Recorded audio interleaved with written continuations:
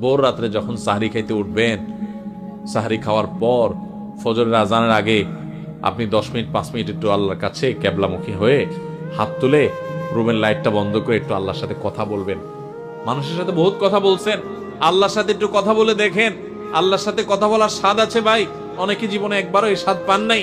একটু কথা বলে দেখেন, ভোর রাতে সাহরি খেতে উঠলে 10টা মিনিট একটু হাত তুলে কথা বলেন।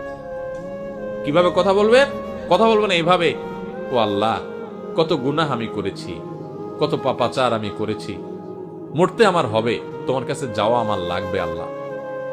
শয়তানের প্ররোচনা করেছি, এই রমজান মাস তুমি কত মানুষকে মাফ করে দাও। নবী করিম সাল্লাল্লাহু আলাইহি ওয়াসাল্লাম বলেছেন, ওয়ালিল্লাহি উতাকাউ মিনান নার ওয়া যালিকা ফি কুল্লি লাইলা। রমজানের প্রত্যেক রাতে আল্লাহ তাআলা অনেক মানুষকে সাধারণ ক্ষমা ঘোষণা করে দেন, যে যাও অমুক অমুক অমুক অমুক যাও, তোমাদেরকে মাফ করে দেয়া হলো, জাহান্নাম থেকে মুক্ত ঘোষণা করে দেয়া হলো।